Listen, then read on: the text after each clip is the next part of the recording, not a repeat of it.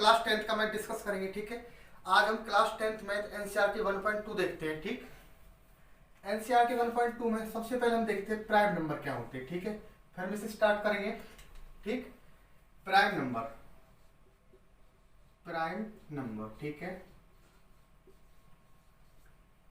ऐसे नंबर जो अपने आप से और 1 से डिवाइड हो कंप्लीटली, उन्हें कहते हैं प्राइम नंबर। ठीक, जैसे कि 7। ठीक है, 7 या तो अपने आप से डिवाइड होगा या होगा 1 से। ठीक है, तो ये क्या हमारा प्राइम नंबर है। जैसे कि 11 भी ना अपने आप से और 1 से डिवाइड होगा, तो ये क्या हमारा प्राइम नंबर। ठीक, या फिर मैं कह सकता हूं ऐसे नंबर जिसके एग्जैक्टली 2 फैक्टर्स हो, जिसके एग्जैक्टली 2 फैक्टर्स हो, उन्हें भी हम क्या बोलेंगे, उन्हें भी हम प्राइम नंबर ही बोलेंगे। ठीक है, अभी फैक्टर का मतलब क्या होता है, देखो जैसे मेरे पास दो नंबर है ए और बी। ठीक, ए बी को कंप्लीटली डिवाइड कर देगा मान लीजिए, तो ए बी का क्या बनेगा, ए बी का बनेगा फैक्टर। ए बी का क्या बनेगा, ए बी का बनेगा फैक्टर।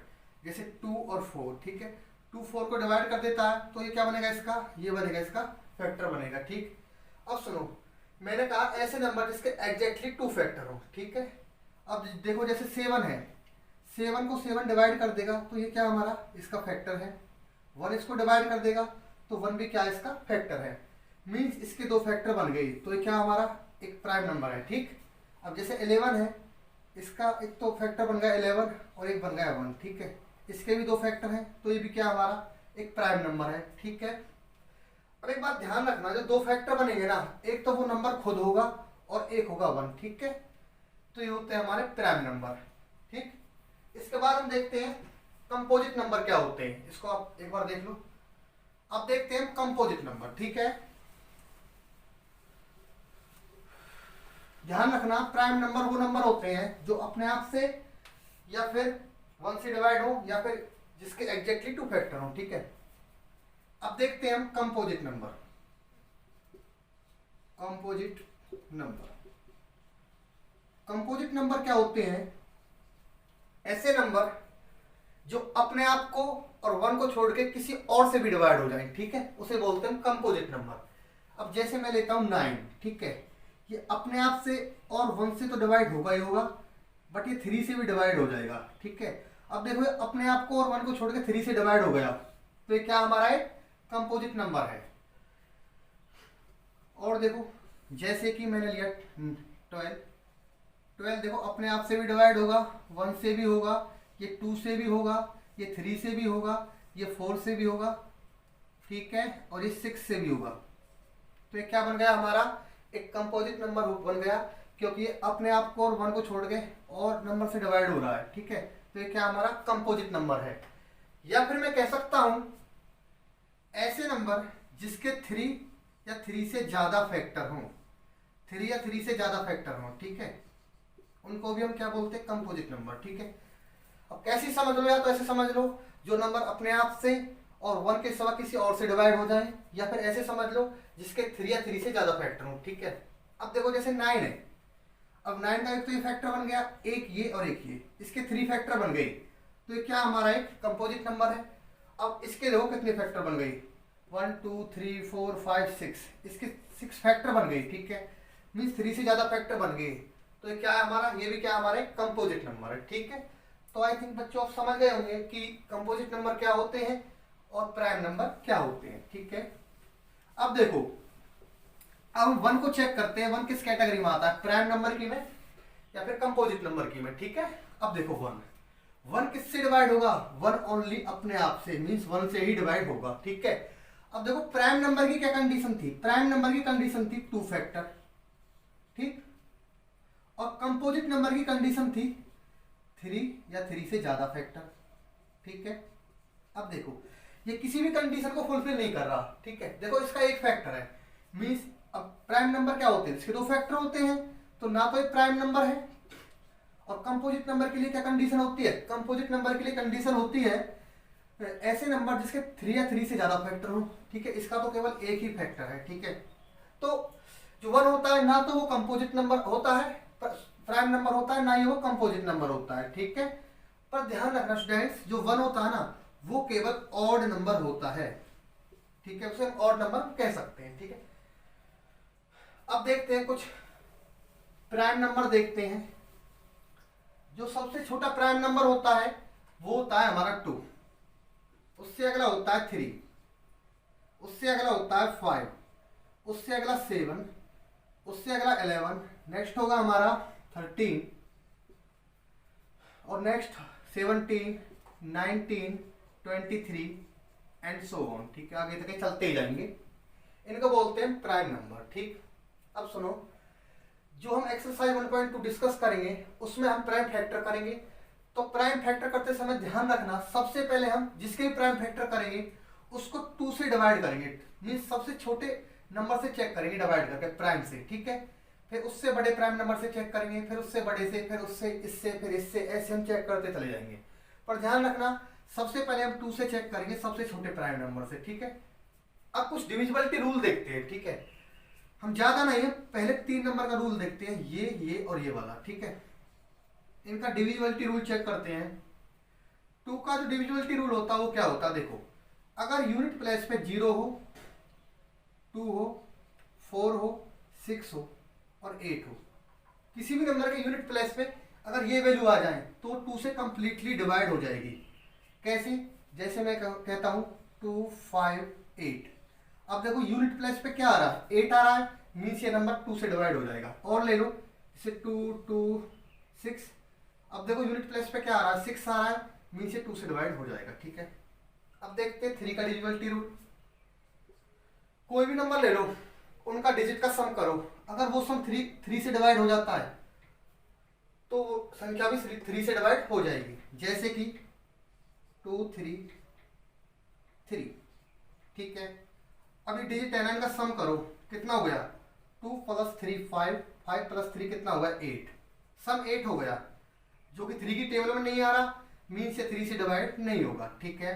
लेकिन अगर यहां पर मैं कोई और नंबर लिख देता हूं, जैसे मैं लिख देता हूं 4, अब इसका सम करना आप, 2 + 3 5, 3 8, 8 + 4 कितना हो गया 12 हो गया, जो कि 3 की टेबल में आता है, मीन्स ये नंबर 3 से डिवाइड हो जाएगा।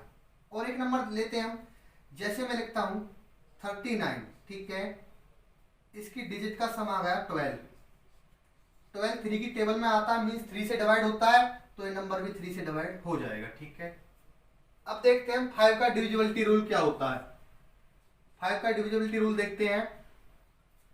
देखो, किसी भी नंबर के यूनिट प्लेस पे अगर 0 आ गया या आ गया 5, तो नंबर 5 से डिवाइड हो जाएगा।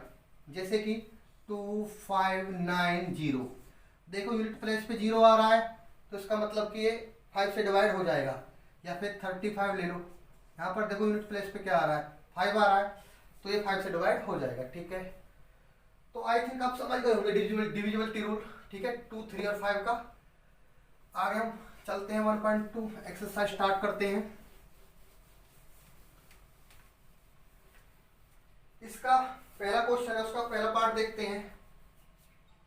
इसके हमें प्राइम फैक्टर करने हैं 1, 4, 0 और सेकंड पार्ट और लिख लेते हैं। सेकंड पार्ट है हमारा स्टूडेंट्स 1, 5, 6, ठीक है। तो सबसे पहले हम सबसे छोटे प्राइम नंबर से डिवाइड करते हैं, इसको चेक करते हैं होगा नहीं होगा। सबसे छोटा प्राइम नंबर है 2, इससे चेक करो, ठीक है। अब देखो यूनिट प्लेस पे 0 आ रहा है, मीन से 2 से डिवाइड हो जाएगा, ठीक है। करो इसे 2 से डिवाइड, 2 7 जा 14, यहाँ पर आ गया 0, फिर ये 2 से डिवाइड हो जाएगा। 2 3 जा 6, 1 बचा, तो यहाँ पर कितना बना 10, 2 5 जा 10, ठीक है। अब कितने से होगा, अब चेक करो 3 से, ठीक है। डिजिट का सम करो, कितना आ रहा है 8 आ रहा है, जो कि 3 की टेबल में नहीं आता, मीन से 3 से डिवाइड नहीं होगा, 3 से नहीं होगा। उसके बाद किससे चेक करते हैं हम, उसके बाद चेक करते हैं 5 से, ठीक है। 5 से हो जाएगा, 7 बार गया, 7 ओनली 7 से डिवाइड होता है, तो 1 बचा।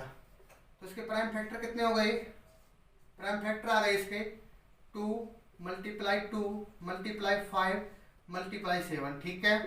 अब देखो 2 कितनी बार आ रहा है, ये 2 बार आ रहा है, तो लिख सकता हूं मैं 2 की पावर 2, ठीक है, प्लस × 5 × 7, ठीक है। ये हो गए स्टूडेंट्स इसके प्राइम फैक्टर, ठीक। अब इसके प्राइम फैक्टर करते हैं हम।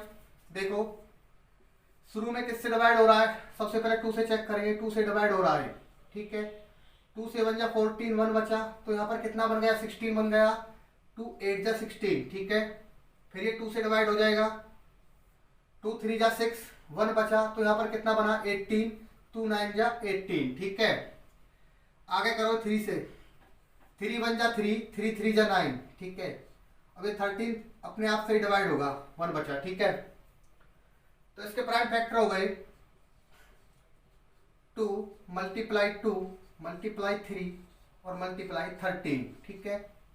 अब ये 2 कितनी बार आ रहा है, देखो ये 2 बार आ रहा है, तो कर दो 2 की पावर 2 मल्टीप्लाई 3 मल्टीप्लाई 13, ठीक है। ये हो गए हमारे इसके प्राइम फैक्टर, ठीक है। आई थिंक ये दोनों पार्ट आपकी समझ में आ गए होंगे। पहला पार्ट है, ये हमारा सेकंड पार्ट है क्वेश्चन नंबर 1 का, ठीक है। इसे आप नोट डाउन कर लीजिए एक बार, फिर हम पार्ट थर्ड करते हैं। इसी बार अब कर देता हूं। अब देखते हैं पार्ट थर्ड, ठीक है। ये है 3 8 2 5, ठीक। और ये थर्ड पार्ट है, और ये हमारा फोर्थ पार्ट 5005, ठीक है। करो इनको, अब देखो इनको एक बार चेक करके ये किससे डिवाइड हो रहे हैं।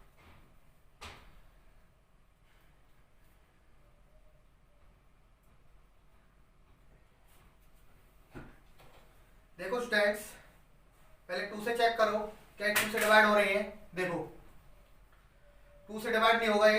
अब 3 से करो, डिजिट का सम करो। 3 + 8 11, 11 + 2 कितना हुआ है, 13, 13 + 5 18 हो गया, जो कि 3 की टेबल में आता है, तो 3 से डिवाइड हो जाएगा, ठीक है। 3 से करो, 3 1 जा 3, 3 2 जा 6, क्या बचा, 2 बचा, 2 यहाँ पर आ गया, तो कितना बना है, 22। अब ये जाएगा 3 7 जा 21, 1 बचा, तो ये कितना बना, 15। 3 5 जा 15, ठीक है। अब देखो किससे जाएगा, ये शायद 3 से ही जाएगा अब, ठीक है।